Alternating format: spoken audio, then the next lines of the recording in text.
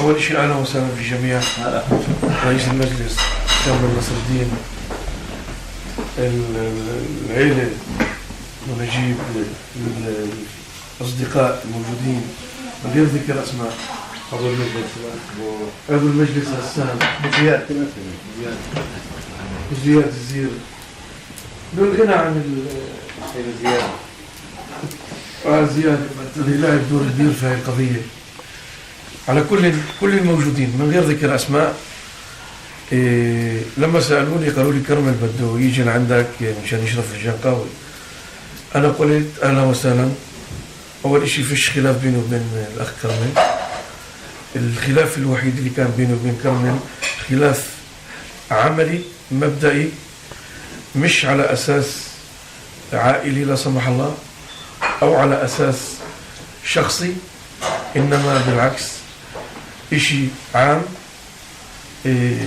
بخص موضوع اللي أنا كنت أؤمن فيه، وطبعا هو كان يؤمن في القضية تبعه. فكل شخص منا مشي في المسار تبعه، أنا مشيت في المسار تبعي والأخ كرمل مشي في المسار تبعه.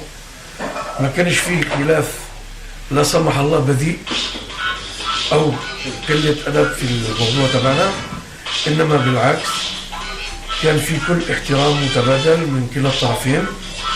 وفي الآخر الطريق اللي أنا بقول الطريق الصحيح هو اللي نجح وهو اللي سلك الطريق اللي لازم يسلكه.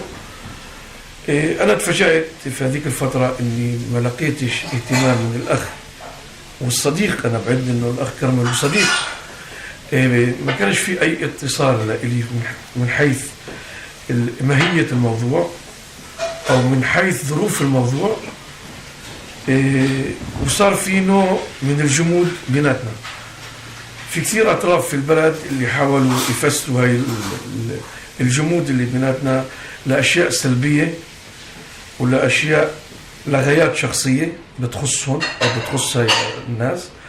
ولكن الصداقة اللي بيني وبين الأخ كرمل هي صداقة قديمة إلى شروش عريقة وأيامات طويلة اللي قضيناها معا في الخير والشر. لا في الخير بس. المقصود في الظروف الصعبة كمان. وشكرا على التصحيح. أهلين يا رفيق وأهلا وسهلا فيك عنا، وإن شاء الله يكون فيك كمان قدامنا طريق طويل ومثمر إن شاء الله. وأهلا وسهلا فيك. شكرا لناتك. بس نيجي على هذا البيت الكريم العامر المحترم تعيش الأصيل، إخواننا الغضبان اللي العمبو النجيب يعني في لنا بالنسبة لنا والد الحقيقة سنين طويلة وربينا عليه للعمبو النجيب، لأنه هو الوالد إخوان حتما من جيل بغض النظر لا عن سياسي ولا أي شيء. هذا الإنسان وخينا نجيب كمان الحقيقة بتربطنا فيه علاقات تقريبا يومية. وطبعا الإخوان اللي هن نحن بنعتز فيهم واحد واحد، مخينا أبو زياد اللي هو غسان اللي هو اليوم عضو المجلس وممثل الجبهة ورئيس الائتلاف وله كل احترام. خينا أبو هايل كمان نحن اشتغلنا مع بعض يومين في الماضي وفي لنا كثير يعني علاقات شخصية. وخينا منير اللي له الاحترام كثير، هو وخينا سميح وولدهم المحترم العمبو منير. بالفعل إنسان يعني كمان والد الحقيقة. في موضوع مثلا الكهرباء العمبو منير في المظاهرة اللي كانت في القدس كان يضرب في السيف قدام الشباب كأنه شبه أكثر. صحيح. وخينا عنان كمان اللي إلنا له كل الاحترام والتقدير واشتغلنا مع بعض. خينا ياسر كمان حبيب قلبي ياسر خلينا نتاك. وخينا زياد الحقيقة اشتغلنا كانت لنا سنين طويلة في الشغل مع بعض على مستويات عالية. سمع وكل إخواننا المحترمين. خي زير أنا بدي أقول لك شيء واحد. أولا أنت إنسان مرهف شاعر اللي بنعرفك قبل كل هاي الأمور في شعرك وفي أدبك وفي ثقافتك وفي شغلك وفي عملك في الشرطة.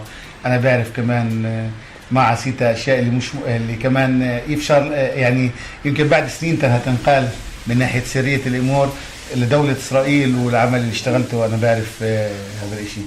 وعلى فكره رغم كل الجمود، انا لما بقيتني اجي لهون كل مره لما في عمار المدرسه خلال السبع 8 اشهر بقينا نيجي لعند العم او لعند الوالده ونشرب قهوه، ما حتى لو انك انت زعلان وقاعد فوق يعني اخيرا نشرب قهوه، لانه نحن بنعتبر هذا البيت بيتنا حتما. وطبعا لما الاخوان تحدثنا على الموضوع قلنا معلوم الاخ زهير خي وصديق وانسان محترم، وهي الامور اخي زهير تعرف نحن من هاي الناحيه في امور يعني اللي هي عامه في البلد. معقول في كان ظرف معين اللي انا ما كانش في لي اتصال شخصي مع حضرتك، اما حتما بس لظروف تقنيه مش لظروف لا سمح الله يعني نقص ولا شيء من الشكل تجاه حضرتك، لانه نحن بنحترم حضرتك وبنحترم هاي الفريق وبنحترم الاخوان جميع، ومع الاخوان كان في لنا وحضرتك شوط طويل من العمل والتعامل الاجتماعي والسياسي والفكري، وبنعتبر انه الاخوان بالفعل يعني لهم ميزات خاصه ولهم في هاي البلد محل ورونق، وبيعطوا وعم يعطوا، اكيد رايحين يعطوا في المستقبل من اجل دليل الكرمل بصوره صحيحه. فانا بعتبر جيتي لهون هذا البيت جاي على بيتي، هيك الاحساس والله نحن. والحقيقه حضراتكم ما قصرتوش، يعني كل العمل اللي هون قمنا فيه خلال السنين كان في بناية الأولام، وبعدين في بناية المدرسة والشارع، الواجب تقدموه، العلاقات الطيبة، حتى لما اشتغلنا في الليل وإفران وكنتوا بصدر الجمهور، وفيش إلنا غير نقول لكم إنكم أنتوا أهل محترمين، إلكم كل التكريم وكل الاحترام. وأنا متأكد أول إشي من المفروض إنه مش دائما نفكر زي ما بعض، لأنه نحن مش قطيع ولا إشي مش هيك، هذا إشي طبيعي إنه انسان بيفكر هيك وانسان بيفكر هيك وبصير في مناقشات، ولكن انت قلت كلمه صحيحه، ولا مره لا سمح الله كانت المناقشات وصلت للغه مش طيبه، دائما في محبه ودائما في تفكير صح. وطبيعي ممكن تتفكر شيء وانا افكر شيء، ولكن نقعد مع بعض ودائما بصوره بمحبه وبصوره طيبه ممكن نوصل للنتيجه الصحيحه. انا بتمنى لك بشكل شخصي ان شاء الله التقدم انت وبيتك وابنائك والنجاح في كل شيء، وبتأمل لهي المجموعة الكريمة المحترمة إن شاء الله النجاح والتقدم والعمل المشترك من أجل هاي البلد. هاي البلد يا إخوان هي غالية على كل واحد فينا، وفيش تصدقوش ولا مرة ولا تفكروا إنه بس رئيس مجلس بيقدر يشتغل في البلد. في بقول لك إيه، رئيس المجلس زي رئيس الحكومة، كمان رئيس الحكومة لحاله بيقدرش يشتغل. البلد بدها ناسا، بدها شخصيات وبدها شباب محترمة اللي هي من جميع الأطراف ومن جميع الأطياف ومن جميع الفئات، اللي يكون قلبها على البلد، تشتغل مع بعض، تفكر مع بعض، تبني البلد بصورة صحيحة، لأنه بس هيك البلد تنبنى. مش ممكن إنه إنسان لحاله إنه يقرر إنه يبني البلد.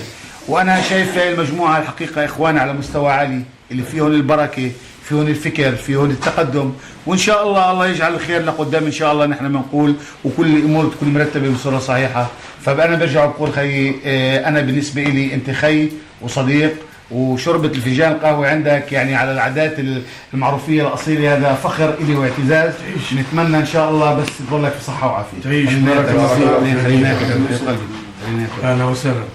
معلش أنا بدي أشكر أول شيء الأخ زياد، أخذ على عاتقه إنه هو يمشي في الشغلة، ونحن بميت لما شفنا إنه في مشكلة صغيرة قلنا أخذنا عاتقنا بطور أبناء الجبل، اللي إحنا بدناش يكون لنا ولا أي مشكلة أو أي حزازة في مع أي فرقة في البلد ولا مع أي عيلة.